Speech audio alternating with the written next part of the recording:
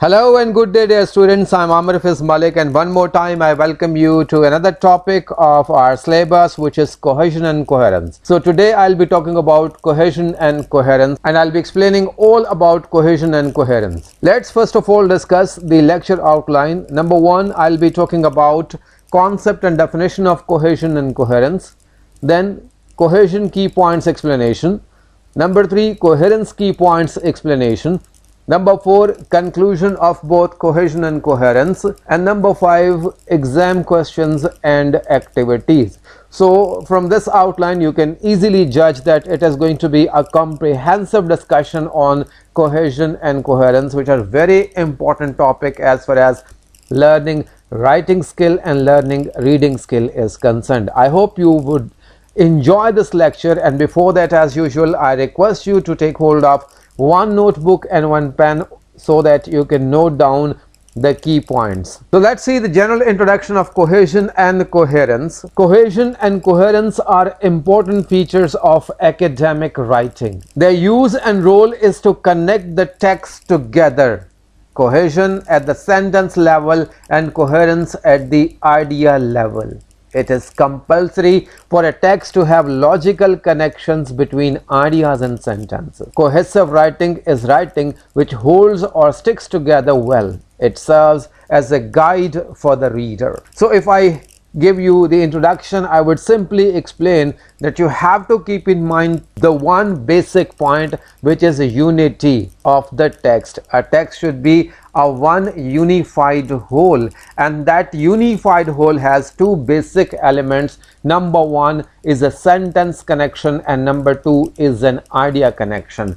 So if a text achieves idea connection and if it achieves the sentence connection, this is called the cohesive writing or unified writing, or a text having cohesion and coherence in it. Let's now move on to the one sentence or one line concept of cohesion and coherence. Both cohesion and coherence are derived from a Latin word cohere, meaning to connect or to stick together. So this is the basic concept behind cohesion and coherence, that it means that the text is unified, that the ideas in the text are connected, that the sentences in a text are connected together, they stick together. It means that every sentence supports the next sentence and it is linked and connected with each other, and exactly one idea is also connected and linked to the next idea. So let's go with one line concept cohesion first. Cohesion is a grammatical and lexical unity and organization of the text. I repeat, cohesion is a grammatical and lexical unity and organization of a text. Talking about coherence, we can say coherence is idea, unity and organization of a text. So like I have already discussed, that a cohesive text has to have two qualities: unity and organization of sentences and unity and organization of the ideas. Let's now move to the definition of cohesion. So as usual, we will first talk about cohesion and then I will be explaining coherence. Cohesion is a grammatical and lexical linking within a text or sentences that holds a text together and gives it meaning. It is related to the broader concept of coherence. So cohesion deals with the sentence connection. It links the text together with the help of sentences, and those sentences can be dealt at two levels. Number one is grammatical level and number two is the lexical level. There are two main types of cohesion. Number one is grammatical cohesion, which is based on structural content, and number two is lexical cohesion, which is based on lexical content and background knowledge. A cohesive text is created in many different ways. Cohesion in English have 5 general categories of cohesive devices that create coherence in a text. Number 1, reference. Number 2, ellipsis. Number 3, substitution. Number 4, lexical cohesion, and number 5, conjunction. So you have to remember that if you want to trace cohesion in a text, you have to look for these 5 elements: ellipses, references, ellipses, substitution, lexical cohesion, and conjunctions. If they work together well, if they stick together well in a text, that means that the text is cohesive, the text has cohesion and coherence in it. So number 1, following the concept of cohesion, the writers and the readers both should keep in mind that the text is connected at the sentence level, or the sentences in a text are connected together. They are not disconnected, they are not disunited, they are not separate, or they are very well organized in a one unified whole. Let's see the example, and in this example we will find that the paragraph has cohesion but it lacks coherence. Let's read it out. My favorite animal is the domestic cat. Cats were domesticated almost 10,000 years ago in ancient Mesopotamia. Mesopotamia is a name that literally means the land between two rivers, taken from Greek. The Greek language is one of the oldest written languages, and its alphabets form the basis of many other writing systems, including Latin. If you carefully examine this paragraph, you will easily find that the paragraph has great cohesion, that the one sentence leads to another. They are very closely linked together, but it wanders through the topic. So the ideas change from sentence to sentence. There is no idea unity or organization in this text. This text only has the sentence connections. All the sentences are connected together and they are very closely related to each other. So the text has cohesion, but it lacks or misses the coherence. So these are some of the cohesive devices. For sequencing, we can use cohesive devices. For adding, we use cohesive devices. For illustrating, we use cohesive devices. For comparing, for qualifying, and for contrasting, we can use the cohesive devices. So these are the words are given under every heading, so you can see and use as a writer, and as a reader you can find out by using these words the writers achieve cohesion in our text and they perform different functions in our text. Let me read out some of the examples.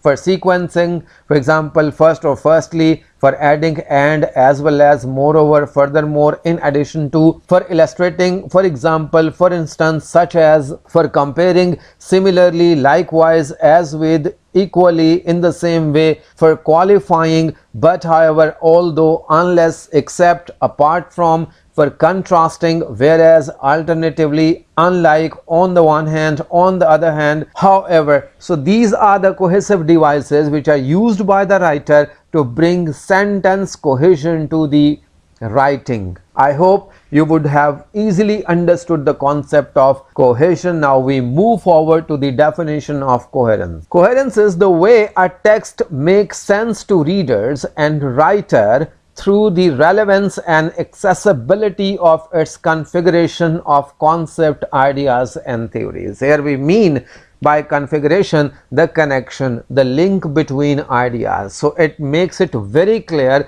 for the writers. It is highly imperative, it is very necessary, it is highly important to have connection between the concept they are presenting in the text, or the ideas they are presenting in the text, and the theories they are presenting in the text must be unified, linked together very closely. So a text becomes coherent if it has the idea unity. The ideas must be connected to each other. If they do not connect to each other, the text cannot be called a coherent text. To simplify this concept, or to give you the explanation, let's go how to know that a text is coherent. A text is coherent when it makes sense, and it makes sense when, for example, number 1, we can understand what the text is about, and naturally a text has ideas. So if you can understand the ideas, the text is coherent. We can translate it. Number 3, we can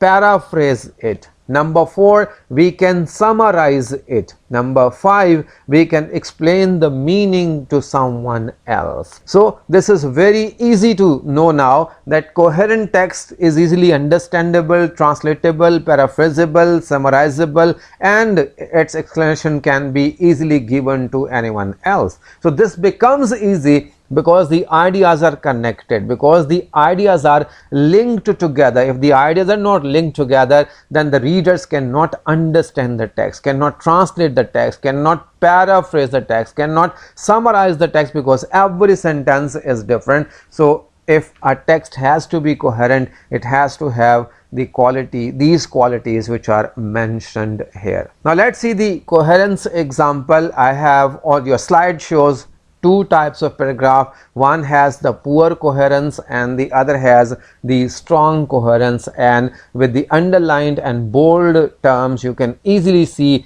by the use of these words the thing becomes more clear. Let's read them out. The industry has many advantages. It can draw on a great deal of research. It can also export products to key trading partners. It has significant growth potential in the medium to long term. Workers within this industry need training. It is important to keep staff up to date with software used in the industry. So there are no use of cohesive devices in it, there is no use of coherence in it, so there is poor coherence in this paragraph or in this text or in this writing. But now move to the strong coherence. The industry has many advantages. It can draw on a great deal of research, particularly in terms of strategies used for entering new markets. While there is a significant growth potential in the medium to long term, it is clear that workers within the sector need training. Therefore, it is important to keep staff up to date with software used in the industry. So you can very easily analyze these two texts. If you can read these two texts, you will easily judge that one text is lacking coherence while the other has a perfect coherence, which makes it easy for the reader to understand each and every point. So therefore, the unity and the organization of ideas in the second paragraph, which has strong coherence, makes it very clear that by using certain expressions the ideas can easily be connected. So this is how cohesive text, this is how unified, this is how linked text and easily understandable and explainable text are created. I hope this example would have given you a very easy, a very clear and very understandable concept of how to achieve coherence in a text. Now we finally move towards the conclusion, and we read the conclusion. Looking at cohesion, we can say if a text is cohesive, its elements are connected both in grammatical and lexical means using related words, linker, pronouns and determiners. So these elements give the writer the opportunity, or they work as a tool to be used for connecting and organizing and bringing unity to the text on the sentence level. Summing up coherence, we can say if the text is coherent, the ideas are clearly put in a logical order and easy to follow. All supporting ideas support one topic or the main idea. So ideas from start to the end are connected together, they are not disjointed or disconnected. At the end, I would sum up with one very easy example. Like the parts of a car when it is assembled, or you can quote the example of a bike when it is assembled. There are different parts of these vehicles, but they are assembled at proper place. If the handle is at the proper place, it is well. If the tires are at their place, yes. If the seats are their place, yes. If the other elements or the parts of the vehicle are fixed at the right place, it is unified and it gives the original shape or the real shape which it has. But if they are misplaced, that means that that bike is not going to have that original shape or the ideal shape or the easily understandable shape. Exactly, the car can be disturbed. Another example I can quote is that of a building. So in a building, if you have a map that is the idea unity, where to put certain parts of the house or parts of the building. But if you do not have any map and things become disordered or haphazard, they lose unity and organization. Exactly, by in that same building you can use material, where to use the bricks and the cement and the iron and the windows and the doors. So therefore, if they are placed at the exact places, it means that the building is well constructed, well organized, well unified. But if it is not, it means that the building is not unified and attractive and understandable. At the end, I would conclude with exam questions and activities.